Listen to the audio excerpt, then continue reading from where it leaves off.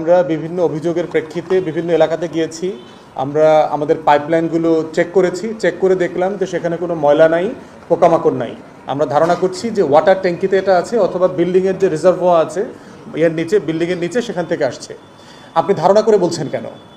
আপনি ওইটা রেজলিউশন করছেন না কেন? আপনার টিম সহ এলাকাবাসীকে নিয়ে আপনি আপনার ওয়াসার পাইপলাইনটা কেন চেক করাইলেন না একসাথে? কারণ আপনি বললে হবে না, তো এলাকাবাসীরও তো আস্থা থাকতে হবে যে হ্যাঁ আপনি এটা ভালোভাবে চেক করেছেন, পাইপলাইনে আসলে সমস্যা নাই। সমস্যা কোথায়? বাড়িওয়ালার। তো ঠিক আছে, সবাই মিলে বাড়িওয়ালার ট্যাঙ্কিতে যান, বাড়িওয়ালার রিজার্ভোয়ার চেক করেন, সবাই মিলে করেন, ওইটার ভিডিও করেন, ভিডিও করে ভিডিও এভিডেন্স দেন যে আমরা এইটা চেক করেছি, চেক করবার পর কিছু পাওয়া যায় নাই, আমরা বাড়িওয়ালার ট্যাঙ্কি চেক করে পোকা পাইছি, আমরা বাড়িওয়ালার মাটির নিচে রিজার্ভোয়ার চেক করে পরিষ্কার হয়েছে গত এক সপ্তাহের মধ্যে, কিন্তু পোকা ঠিকই আসতেছে। রাইট, তাহলে কোথায় আছে এই জায়গাটা?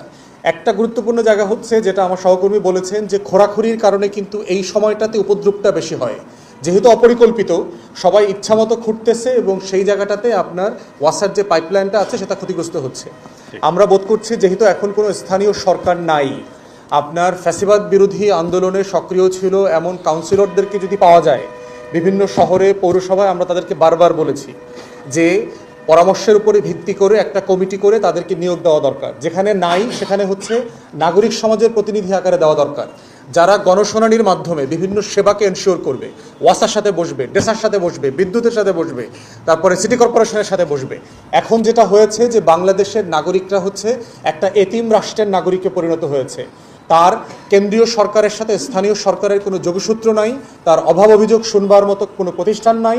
রাষ্ট্রীয় প্রত্যেকটা প্রতিষ্ঠান হচ্ছে লুটেরার প্রতিষ্ঠানে পরিণত হয়েছে। একটা দুইটা উপরে এমডি চেয়ারম্যান পরিবর্তন হয়েছে, কিন্তু নিচের যে সিন্ডিকেটের কথা ভাই বলেছে, অ্যাবসোলিউটলি এই টোটাল সিন্ডিকেট হচ্ছে যারা লাইনম্যানের কাজ করে, বিদ্যুতে বলেন, পানিতে বলেন, গ্যাসে বলেন, টোটাল সিন্ডিকেট হচ্ছে লাইনের সিন্ডিকেট আর হচ্ছে বিল দেওয়ার সিন্ডিকেট। আপনি দেখবেন যে ভুতুরে বিল আসে, প্রায় আমরা শুনি 3 মাসের বিল 3 লাখ টাকা আসছে, অথচ আসার কথা 3000 টাকা। আপনি দেখবেন সাডেনলি আপনার গরমকালে একটা এসি চলে, সেখানে বিল আসে 11,000 টাকা, ডিসেম্বরে আসলো 33,000 টাকা। তো ডিসেম্বরে 33,000 টাকা বিল আসার কথা না, তাহলে বিলটা কোত্থেকে আসছে?